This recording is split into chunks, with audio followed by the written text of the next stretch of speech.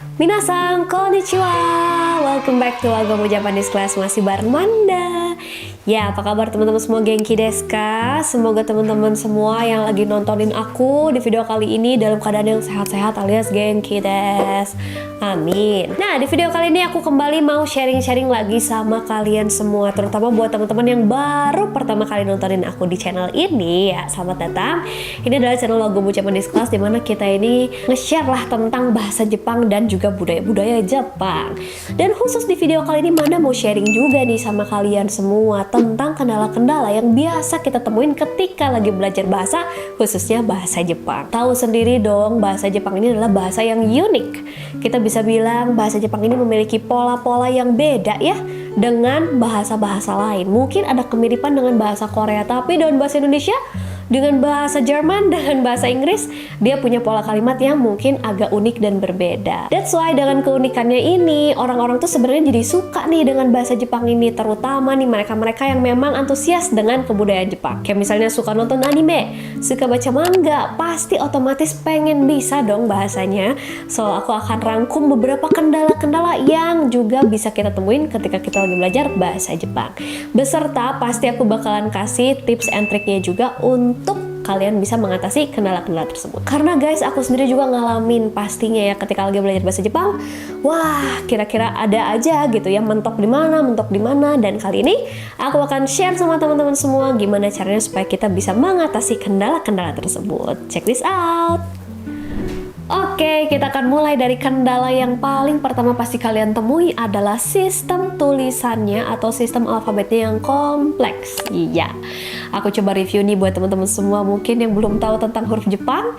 Jadi Jepang ini memiliki 4 jenis huruf. Yang pertama ada hiragana, katakana, kanji, dan juga romaji. Ada 4 jenis huruf. Berbeda ya dengan kita yang ada di Indonesia, yang ada di Amerika, di mana huruf itu hanya sistem alfabet saja A sampai Z. Ya kan, dimana bisa langsung membentuk satu kata tanpa ada pola-pola yang gimana banget tuh, nggak ada gitu. Kayak kita bisa langsung baca alfabet tersebut. Tapi kalau Jepang ada 4, ya kan, hiragana, katakana, kanji, dan juga romaji. So, udah dari 4 ini, hiragana dan katakana masing-masing ada 46 huruf dengan fungsinya masing-masing. Kanji ada kurang lebih sekitar 50.000 kanji loh yang ada di Jepang. Wow.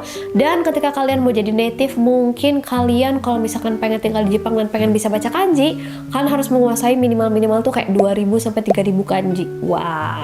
Dan yang terakhir, romaji ini sama dengan alfabet kita. Itu juga dipakai di dalam sistem penulisan bahasa Jepang. Kayak gitu guys. So, dengan 4 jenis tulisan yang kompleks ini, 4 jenis huruf yang kompleks, gimana nih caranya kita mengatasi kendala ini? Yang pertama, pasti mulailah belajar dari yang paling basic, yaitu hiragana dan katakana.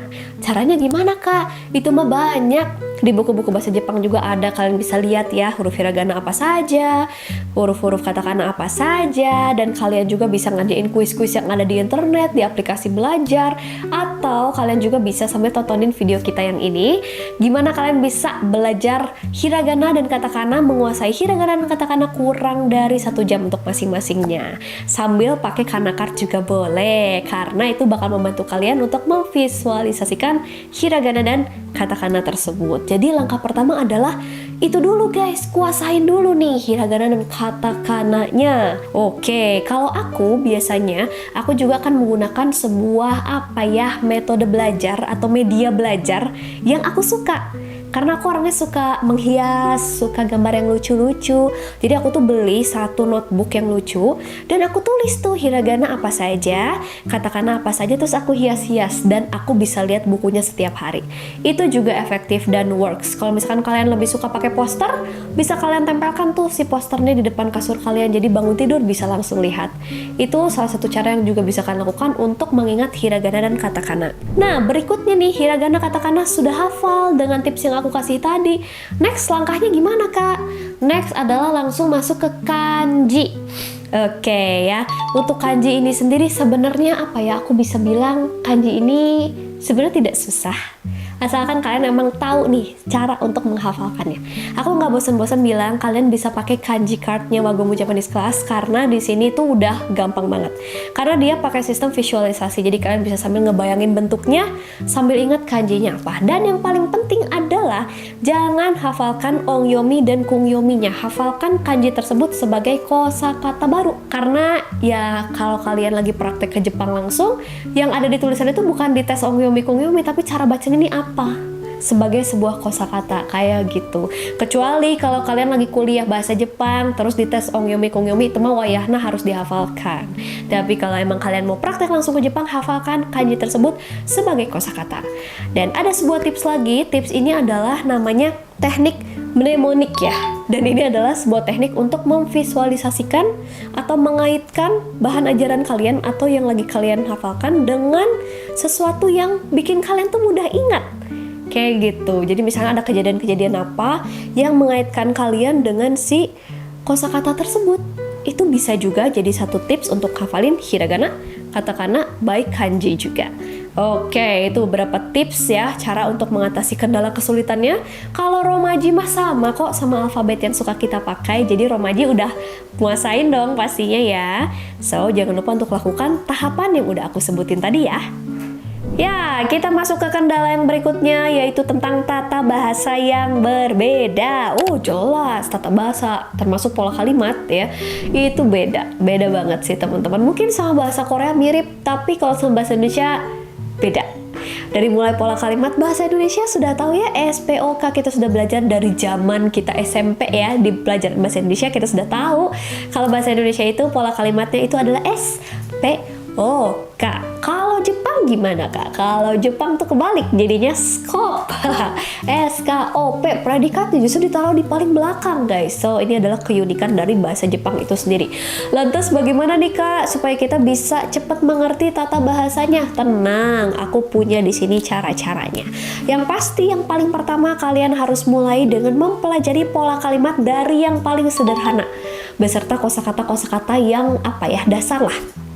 Kayak watashi, anata, kayak gitu-gitu ya. Des itu apa, wa itu apa, partikel wo itu seperti apa.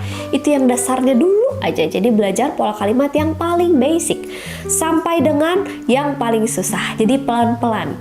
Jangan terburu-buru langsung pengen yang paling susah, jangan ya. Jadi yang namanya belajar bahasa tuh harus dari bawah sampai ke yang paling susah.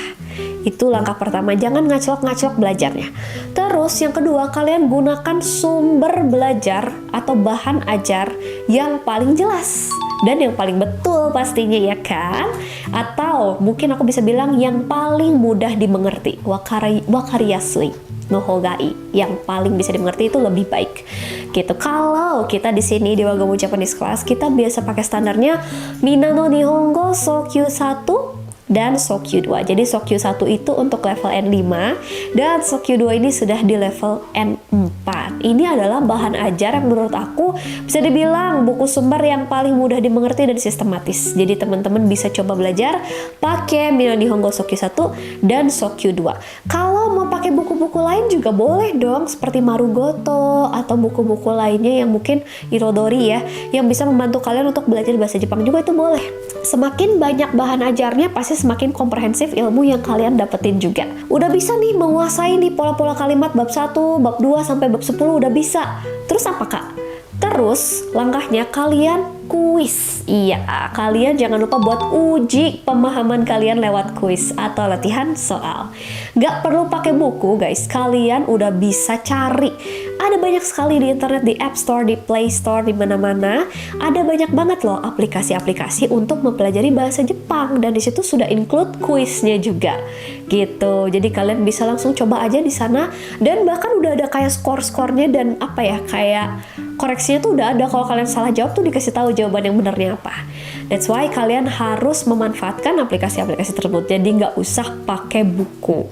Kayak gitu guys. Dan pasti yang paling krusial di antara itu semua, sudah bisa tulis, sudah bisa poin hiragana, katakana sudah bisa, kanji dikit-dikit udah bisa, terus sudah tahu pola kalimat, sudah bisa nih sampai bab 1 sampai 10 udah bisa. Terus apa Kak? Nah, pasti kendala yang muncul berikutnya adalah latihan praktek, ya nggak sih? Kayak gimana nih caranya supaya bisa langsung dipakai? Praktekkan langsung. kamu praktekin langsung. Ya, ucapkanlah sesuatu dalam bahasa Jepang. Ohayou gozaimasu, watashi wa gitu, atau apa gitu. Nangka pan o tabetai desu. Kayak pokoknya ucapkan sesuatu dalam bahasa Jepang. Itu membuat kalian lebih fasih. Jadi ilmu yang sudah kalian pelajari ada prakteknya juga. Karena buat apa belajar bahasa tapi nggak bisa ngomongnya? Percuma banget nggak sih? So, langkah yang terakhir adalah praktekan. Biarpun salah, praktekan. Kita masuk ke kendala yang berikutnya, teman-teman. Kendala yang berikutnya adalah luasnya kosakata Jepang. Ya, jadi sistem kosakatanya juga luas, terus konsep bahasanya juga bener-bener yang luas dan berbeda dengan di Indonesia. Sebagai contoh aja ya, kalau di Jepang tuh apa-apa tuh dinamain gitu teman-teman. Kayak misalnya, mungkin di Indonesia juga ada sih, kayak misalnya cahaya matahari yang merembes lewat sela-sela daun, ya, yang seperti cahaya ilahi teman-teman ya. Itu tuh di Jepang tuh ada namanya komorebi gitu. Jadi bener-bener bahasanya tuh luas, bener-bener apa-apa tuh bisa dinamain gitu. Dan selain itu pastinya sama seperti di Indonesia juga ada sistem homofonnya juga. Jadi ada beberapa kosakata yang sama nih bunyinya tapi artinya berbeda, ya. Kayak misalnya ame dan ame gitu, hanya beda di cara intonasinya saja. Kalau yang pertama ame itu hujan, ame yang datar itu adalah permen atau candy kayak gitu. Aduh, ini gimana gitu ya? Karena kalau itu mirip-mirip sama bahasa Mandarin di mana ada nadanya ya. Kalau nadanya berbeda tuh artinya juga sepertinya berbeda gitu. Sedangkan di Indonesia mau bilang apapun ya bilang aja, kayak genteng ya genteng aja, lampu mah lampu aja gitu kan. Jadi intonasinya tidak terlalu berpengaruh. Tapi kalau di Jepang itu ngaruh. Nah, sistem itulah yang mungkin bikin kendala juga buat kita mempelajarinya. Tapi nggak usah diambil pusing.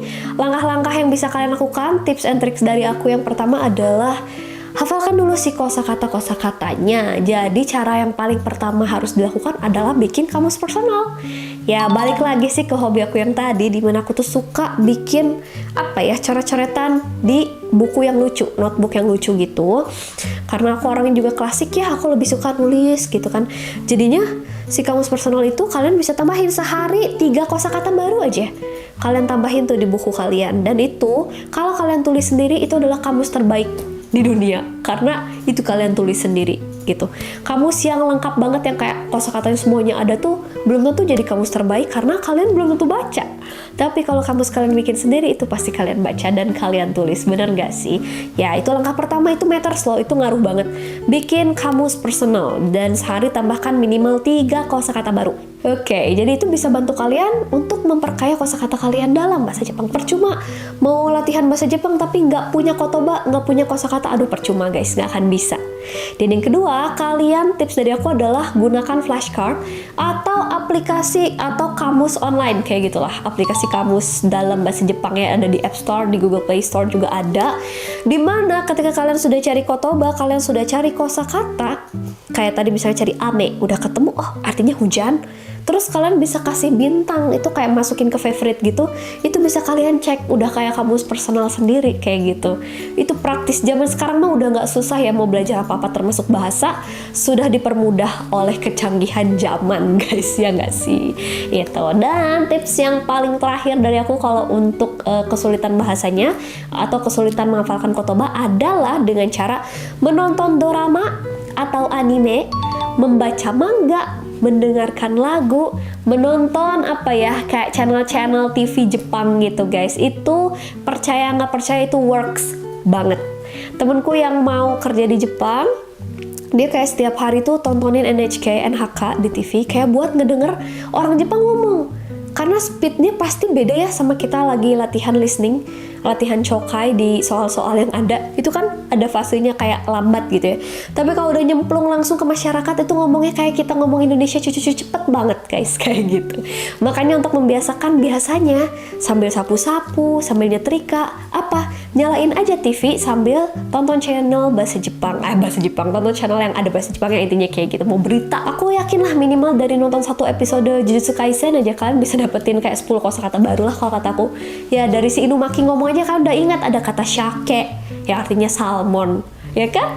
Jadi sesimpel itu gitu cara belajar yang menurut aku asik tapi efektif.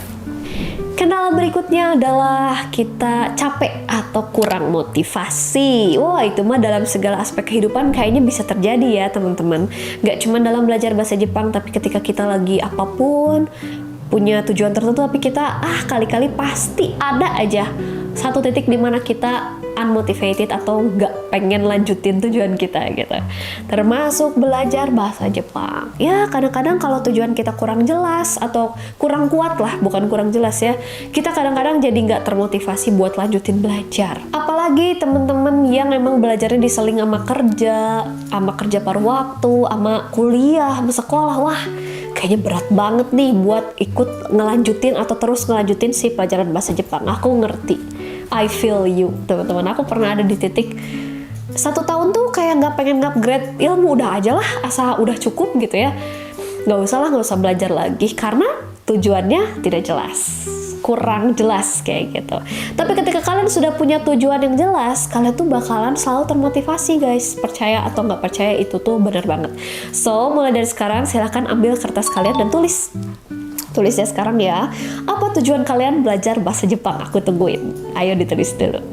Oke, either apakah kalian mau kerja di Jepang, mau sekolah di Jepang, atau mau membahagiakan orang tua dengan gaji yang besar karena kerja di Jepang, atau hanya sebatas pengen bisa nonton drama atau anime tanpa subtitle, atau baca manga asli Jepang, atau pengen tinggal di Jepang, atau pengen nikah sama orang Jepang. Whatever, tulis aja di kertas saat ini juga. Nah, dari motivasi yang udah kalian tulis itu, dari tujuan itu, biasanya akan muncul nih motivasi teman-teman gitu. Memang ada sih satu titik dimana kita pasti kayak lagi capek banget dan gak mau belajar, itu gak masalah. Kalian boleh rehat dulu sebentar, boleh calm down dulu. Tapi ketika tulisan ini kalian baca lagi, oh iya kan aku punya tujuan mau nikah sama orang Jepang nih, jadi harus bisa nih bahasanya. Kalian bakal balik lagi ke belajar bahasa Jepang dengan baik, pasti seperti itu. Tips yang kedua kalau dari aku adalah jangan lupa untuk hadiahi diri kalian dengan sesuatu, ya self reward lah ya. Jadi ketika kalian nih, aku kalau misalkan udah lulus N5 aku bakalan beli Nintendo lah gitu ya. Nah itu tuh nggak apa-apa. Jadi ketika kalian udah mencapai suatu goal tertentu, kalian kasih diri kalian hadiah atau reinforcement, itu bagus untuk nguatin kalian ke challenge diri kalian tuh ke challenge lagi untuk belajar lagi ya. Self reward masih bisa works lah untuk tips dan trik kendala yang ini kayak gitu. Terus apalagi nih Kak biasanya yang harus kita lakukan ketika kita lagi unmotivated? Memang sebenarnya rehat adalah cara yang menurut aku paling efektif, karena orang tuh bukan robot. Ada kalanya kita capek, nggak masalah. Tapi yang pasti kalian harus ingat sama tujuan awal, terus balik lagi ke belajar bahasa Jepang. Dan yang paling penting cari partnernya teman-teman. Kalian tuh makhluk sosial, jadi nggak bisa apa-apa sendiri. Kalau kalian udah bareng sama komunitas yang emang sama-sama lagi belajar bahasa Jepang, atau nggak satu tempat kursus atau online course yang memang kalian jadi satu teman-teman di sana yang lagi punya tujuan yang sama, seru nggak? Seru pastinya. Jadi jangan lupa buat cari teman-teman partner kalian yang punya tujuan yang sama dan kejar mimpi kalian bareng-bareng. Itu tips dan trik yang menurut aku paling mutakhir. Ya, dan kita tiba di kendala yang terakhir, yaitu minimnya kesempatan berlatih. Jadi itu emang aku bilang minim atau terbatas karena itu emang bener ya. Ya namanya kita harus kursus atau belajar bahasa Jepang, itu tuh sebenarnya kesempatannya nggak semua orang bisa dapet ya. Bisa dari sisi kendala mungkin secara ekonomi gitu, kesempatan atau waktunya nggak ada, bisa macam-macam. Jadi itu ternyata merupakan sebuah kendala nih, yaitu minimnya kesempatan berlatih. Oke, gimana nih Kak tips dan triknya supaya kita bisa berlatih bahasa Jepang secara maksimal? Oke, yang paling pertama pastinya yang paling umum lah ya, kalian memang harus nyempetin diri untuk ikutan kursus. Itu mah mau nggak mau, mungkin ya bisa kursus bahasa Jepang online atau offline, atau mungkin kalau itu dirasa masih susah, kalian bisa join kayak komunitas-komunitas yang emang lagi belajar bahasa Jepang dan belajar bareng. Sebenarnya sesimpel itu sih kalau untuk solusinya ya teman-teman. Tapi mungkin buat kalian yang ingin istilahnya kayak cara yang lebih mudah, sebenarnya aku bisa samain sama cara yang sebelumnya aku share sama kalian, yaitu kalian bisa dengan cara nonton kayak dorama atau anime, karena sebenarnya dari hearing kita juga bisa latihan praktek gitu. Kayak kalian tuh bisa ngedengerin orang Jepang tuh kalau ngomong gimana sih. Nah dari kalian dengar itu kalian tiru. Biasanya aku kalau belajar bahasa Jepang gitu, jadi oh dia tuh ternyata kalau ngomong kayak gini ya. ternyata kalau ngomong senpai itu bukan senpai tapi senpai. Dan itu bisa kita ketahui ilmu-ilmu kayak gitu tuh ketika kita bener-bener dengar dari orang Jepang langsung, baik dari dorama, anime, atau punya teman orang Jepang sekalipun, itu kalian baru bisa belajar kayak gitu. Jadi sebenarnya literasi untuk berlatih tuh memang sebenarnya kursus atau sama gurunya langsung, tapi kalian juga bisa berlatih dari media-media lain seperti yang aku sebutkan tadi. Dan yang paling penting adalah punya partner sih untuk kalian berlatih bareng, untuk conversation gitu, untuk latihan soal atau apapun, latihan kanji atau apapun, itu sebenarnya lebih asik kalau memang kalian punya komunitasnya sendiri, begitu teman-teman. Jadi tadi aku udah share ya, ada kurang lebih berapa ya, 5 apa 6 nih ya kendala dalam fokus belajar bahasa Jepang. Karena aku juga sama teman-teman semua, aku juga manusia yang bisa ada di titik malas nih, lagi unmotivated. Tapi ketika kalian fokus sama tujuan awal, kenapa sih pengen belajar bahasa Jepang, ya itu kalian pasti bisa balik lagi menjadi semangat lagi. Asalkan strateginya tepat, manajemen waktunya bagus, dan punya tujuan yang jelas, kalian pasti bisa. Yang penting adalah konsisten, teman-teman. Jadi jangan bandingkan juga diri kalian dengan orang lain, karena kecepatan belajar setiap orang of course berbeda-beda. Ada yang cepat, tapi ada juga yang mungkin phase-nya slow, dan itu it's okay. Setiap orang punya fasenya masing-masing. Hito ni ote chigaimasu. Beda-beda setiap orang. Gitu teman-teman. Yang paling penting apa? Tetap semangat terus belajar bahasa Jepang dan raih mimpi-mimpi kamu. Ya, aku Manda dari Wagong Japanese Class. Kita akan bertemu lagi di konten-konten berikutnya. Arigato, mata ne. Dadah.